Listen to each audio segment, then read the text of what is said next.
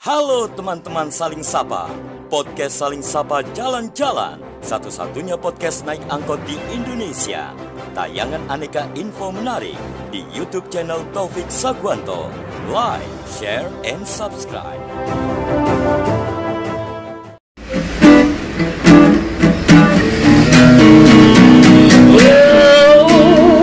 Jangan sedih, jangan muram, berikanlah sebuah senyuman.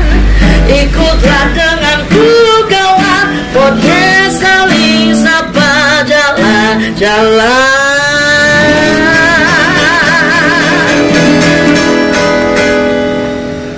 Teman-teman Saling Sapa Jalan-Jalan, bersama Alia. Narasumber kali ini ada Bude Yosi dan ada Bude Wawa. Halo. Selamat siang. Halo, apa kabar Bude? Baik. Oh iya Bude, awal-awal ini aku mau tanya, Bude nama produknya itu apa sih? Nama produknya Batik Kantil Vanigel. Oh oke Bude, aku mau langsung masuk ke pertanyaan nih Bude. Ya. Oke, pertanyaan. Jadi sudah berapa lama sih Bude menekuni dunia membatik? Dari tahun 2019. Ya. 2019. Ya. Oh ya, terus apa saja sih jenis-jenis batik itu? Jenis-jenis batik itu ada beberapa. Masih yang saya tahu ada masih batik tulis yang kita geluti sekarang. Terus cap, print juga sekarang lagi menuju ke screen ya. Batik screen pakai malam dingin. Oke, lanjut. Oh ya, makna dari motif-motif batik itu apa sih? Macam-macam, kita harus ngangkat dari ciri khas daerah masing-masing ya.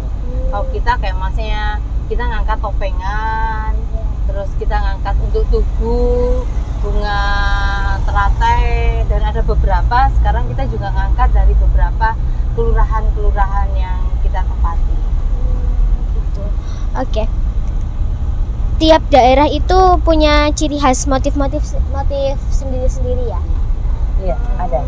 Misalnya seperti kalau kita kenal Madura, Madura itu terkenal batik dentongan. Jadi mereka menampilkan corak warna yang memang corak banget ya, kayak kuning, hijau, campur dalam satu kain, lembar kain gitu. Terus kayak Magetan terkenal dengan batik pring sedapur. Pring artinya bambu, jadi model bambu.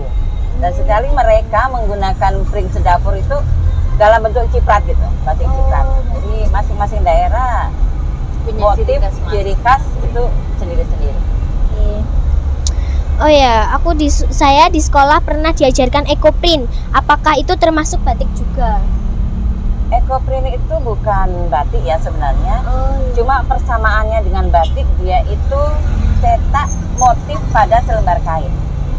Jadi kalau sebenarnya batik sendiri itu kita menggunakan malam atau lilin yang kita canting. Tapi kalau ekoprint kita menggunakan barang-barang atau benda-benda bahan ekosistem yang memang mempunyai tanin, yaitu warna alami dari daun tersebut yang bisa untuk kita gunakan sebagai batik di atas kain. Untuk pewarnaan batik itu menggunakan bahan apa aja ya? Sekarang kita masih kan selama ini kita cuma mengenal yang di Malang ya, ada 3 warna. Meskipun sekarang kita pewarna alam, tapi yang kita tahu pewarna dari kimia itu indigosol, naptol, sama remasol. Meskipun sekarang kita selalu pakai remasol. Dalam satu sisi lebih ramah lingkungan dibanding yang lain, meskipun kita ke arah untuk pewarnaan alam.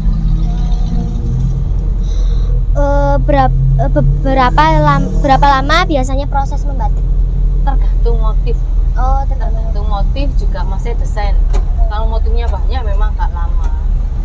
Kalau masih motifnya sederhana, paling nggak sehari jadi untuk motif aja. Tapi itu kembali lagi di proses, itu dicanting loh ya. Jadi prosesnya itu panjang. Kenapa batik itu mahal? Karena prosesnya panjang banget. Karena setelah dicanting, terus diwarnai, Pewarnaan, ada pelorotan, terus sekarang ada di tembok segala. Jadi macam-macam motif ya. Istilahnya macam-macam gaya kreativitas membatik itu sendiri. Oh ya, ya, bagaimana caranya kita melestarikan seni membatik ini supaya tidak punah, karena kan generasi sekarang kurang mengerti. Kalau itu gini ya, kita berusaha mengenalkan batik sedini mungkin. Iya. Kebetulan saya juga pengajar PAUD, jadi kita mengenalkan batik. Otomatis kalau anak-anak usia dini nggak mungkin kita kenalkan sama cantingan ya. Oh, iya. Malah mereka cukup mengenal ini alat bahannya, cuma kita mengenalkannya dalam warna. Misalnya kita pakai media kertas, kita krayon dulu putih, nanti anak-anak menuturkan warna, itu akan muncul batik yang tersembunyi. Seperti itu kita mengenalkan batik seperti itu. Jadi anak-anak tahu batik itu prosesnya seperti ini. Jadi kemungkinan mungkin ya nanti dia sebesar SD atau SMP sudah boleh menggunakan cantingan yang asli. Jadi lebih mengenal ya. Kan? Apakah keahlian Bude dalam membatik ini karena turun temurun atau belajar sendiri? Ini kita belajar sendiri juga ya. Iya, kita belajar sendiri sebenarnya ya. Jadi maksudnya karena tantangan juga sih. Jadi maksudnya dari situ kenapa kita nggak masih belajar untuk melestarikan, dan satu sisi memang kembali lagi seperti ayah yang cerita tadi, anak-anak muda sekarang kurang maksudnya kurang minat sebenarnya minat. Tapi kita memacu dengan usia sedini mungkin, kita ajarkan bahwa batik itu menjadi hal yang luar biasa ke depannya. Kalau mau belajar membatik biasanya dimulai usia berapa? Sedini mungkin. Kalau misalnya tadi di PAUD kita mengenalkan saja, dari SD sekarang sudah ada. Kalau eskul di eskul biasanya dikenalkan dan mereka benar-benar untuk mencanting dibelajari kan ya. Memang nggak sebagus itu, tapi memang dikenalkan itu dengan begitu mereka akan paham. Kalau memang yang suka banget pasti dia akan tekuni.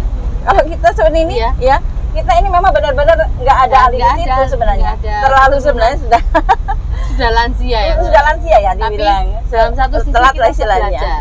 Makanya kita tunjukkan sama generasi muda bahwa seusia berapapun kita tetap belajar. Apalagi untuk melestarikan, apalagi kalau tidak seperti anak-anak sekarang sedini mungkin diajarkan, akan punah gitu loh. Sayang banget bahwa masih batik ini jadi apa ya, seni yang luar biasa gitu loh. Butuh telaten sebenarnya. Iya. Butuh telaten. Oh iya. Terus kesulitan apa saja sih yang dihadapi selama menekuni seni membatik ini? Kalau kesulitan, boleh satu-satu. Iya, sebentar ya. Kalau kesulitan mungkin satu, kalau dulu zaman dulu kita pakai minyak tanah ya, kompor biasa. Iya. Sekarang ini minyak tanah itu sudah langka.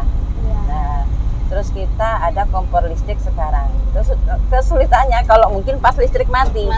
Nah, jadi malam atau lilin yang kita mau buat canting jadi beku. Jadi itu juga menghambat proses mencantingnya. Jadi menambah hari. Jadi yang harusnya misalnya 1 hari kita bisa selesai canting 1 lembar, bisa 2 atau 3 hari. Kalau saya kan istilahnya ke pemasaran ya, karena terlalu banyak sekarang secara ekonomi ya. Sekarang banyak sekali persaingan batik ya, terlebih untuk print itu yang jadi karena kita bukannya idealis, tapi kita ke arah ke sana. Kedepannya kita memang ke arah ke sana, tapi kita masih idealis untuk batik khusus canting. Jadi istilahnya benar-benar dari Bude berdua kalau sejak menekuni batik ini sekarang itu apa menjadi profesi utama atau sampingan? Kalau saya, karena saya yang menciptakan batik kantil ya. Jadi yang saya ngangkat bayang juga saya dari profesi, meskipun saya di Bali itu saya tetap jadi desain. Jadi di rumah tetap modeste ya. Jadi bukan sampingan, tapi benar-benar dari profesi. Kalau saya sendiri batik juga sebagai sampingan, karena utama tetap pendidik PAUD. Makanya dengan masuk batiknya Bu Yosi, kita jadi banyak belajar juga bisa menerapkan ke anak-anak didik tadi itu. Oh ya Bude, ini bajunya kayaknya motifnya sama apa? Kantil ini. Kantil. Ini bunga kantil. Motif bunga kantil. Ini ciptaan saya. Ini ceritanya spontanitas aja. Sebenarnya saya itu bukan pembatik. Tapi dengan tantangan bahwa masih di Kelurahan Bonorejo, karena waktu itu bulurannya mau ngangkat apa ya yang kita angkat untuk masnya muatan lokal itu kekuatan lokal di situ. Akhirnya kita menciptakan batik kantil ini gitu loh. Jadi dulu semua desain yang saya ciptakan selalu ada motif-motif bunga kantil ini. Itu ceritanya. Ini Ya, terus motif-motif ini. motif-motif bunga Nah, kantil. ciri khas Malang memang ada Ada topengnya. topengannya. Nah, Berarti ini buatannya. Iya, Iya. buatan kita. Jadi semua motif batik yang batik kantil diciptakan selalu meskipun sekecil apapun mesti harus motif ada batik lambang kantilnya, bunga kantil. bunga kantilnya. Alia. Terus Alia kalau mau belajar boleh. oh, Iya. Iya. Biar Juga tahu. sesederhana apapun kita punya ciri khas sendiri Iya. gitu, tanpa harus mencontoh yang lain. Meskipun topeng di Malang juga harus ada topeng ya, kayak Panji Asmoro Bangun dan lain-lain. Tapi kita bikin topeng yang khusus batik kantil. Jadi di mahkotanya ada bunga kantilnya. Ini Itu contohnya. jadi ciri ini khas kita. contoh Iya. hasil. Iya. Ini contoh hasilnya. Jadi itu semua khas. ada batik-batik kantilnya. Ada batik. Di apapun ada batik kantilnya. Oke. Oh ya, harga batiknya dari harga berapa? Nominal dari 350 sampai 1 juta lebih. Tergantung desainnya. Jadi harga paling murah 350. 350, ya. Karena melalui proses yang panjang prosesnya tadi. panjang, Iya. karena kita pakai tulis ya, pakai Iya. bener-bener pakai tradisional banget.